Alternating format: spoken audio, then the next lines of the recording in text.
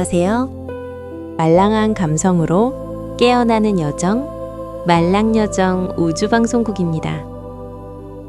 우리는 살면서 한 번쯤 이런 생각을 합니다. 어딘가에 나를 완전히 이해해줄 단 한 사람이 존재할까?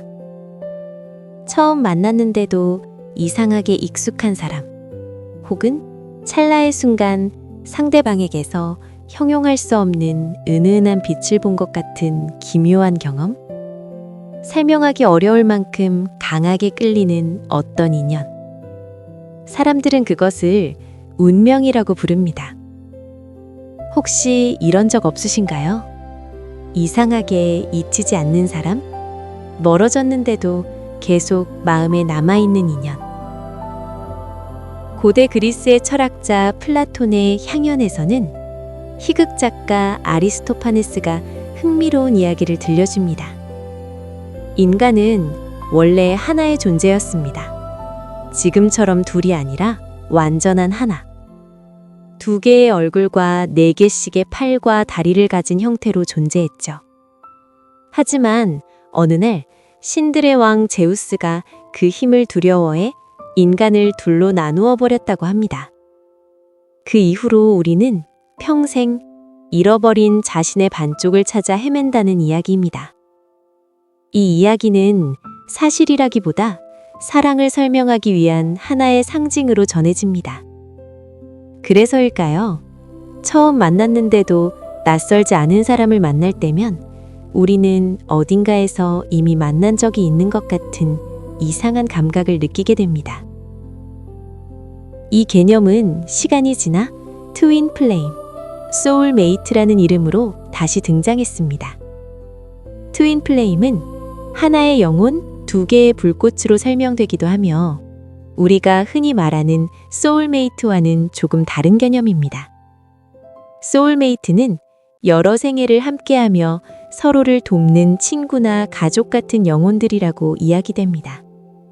반면 트윈 플레임은 원래 하나였던 영혼이 나뉘어 각각의 삶을 경험한다는 하나의 관점으로 설명됩니다. 그래서 거울 영혼이라고도 불립니다.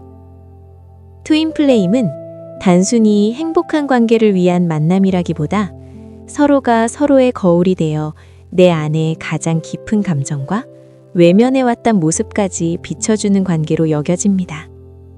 그래서 이 만남은 강렬한 끌림과 함께 혼란과 감정의 파동을 동반하기도 합니다. 마치 한번 무너졌다가 다시 스스로를 일으켜 세우는 것처럼 자신을 다시 바라보게 만드는 과정이죠. 일부에서는 이러한 관계를 러너와 체이서라는 흐름으로 설명하기도 합니다.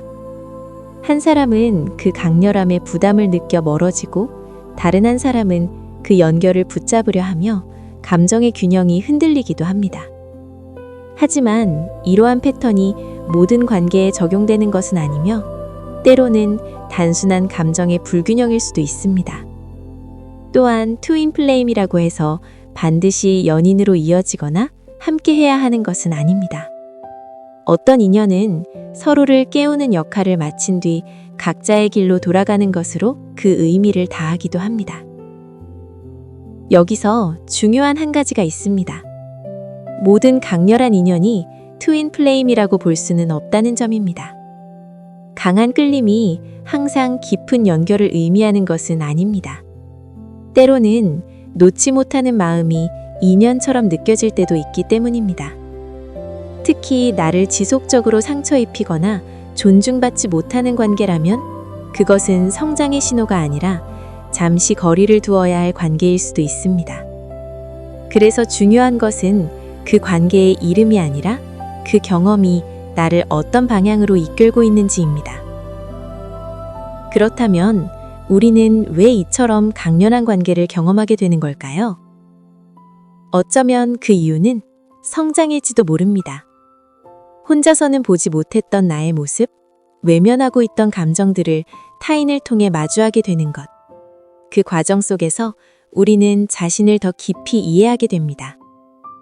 예를 들어 유난히 나를 불편하게 하는 사람이 있다면 그건 단순히 그 사람이 문제라기보다 내 안에 아직 정리되지 않은 감정이 비친 것일지도 모릅니다. 반대로 이유 없이 강하게 끌리는 사람을 만났을 때도 그 감정은 나를 크게 흔들며 내 안에 새로운 면을 깨닫게 만들기도 합니다. 이처럼 어떤 관계는 편안함이 아니라 흔들림을 통해 우리를 성장하게 만듭니다. 심리학에서는 이러한 강한 끌림을 무의식적인 익숙함이나 과거 경험과 닮은 패턴에서 오는 감정으로도 봅니다. 많은 사람들이 묻습니다. 운명의 상대는 정해져 있을까? 현실을 보면 우리는 선택에 따라 전혀 다른 삶을 살아갑니다. 같은 순간 다른 선택을 했다면 지금 곁에 있는 사람도 달라졌을지도 모릅니다. 즉, 인연은 하나로 정해진 길이 아니라 수많은 가능성 속에서 내가 선택한 방향에 더 가까운지도 모릅니다. 어쩌면 우리는 누군가를 만나기 위해 이곳에 온 것이 아니라 그 만남을 통해 나 자신을 더 깊이 이해하도록 이곳에 온 것일지도 모릅니다. 그리고 우리가 찾고 있던 반쪽은 외부의 누군가가 아니라 이미 내 안에서 조금씩 완성되어 가고 있는 또 하나의 나일지도 모릅니다. 오늘도 여러분의 마음이 따뜻한 인연과 함께 자신을 돌아보는 여정이 되기를 바라며 다음 여정에서 다시 만나요.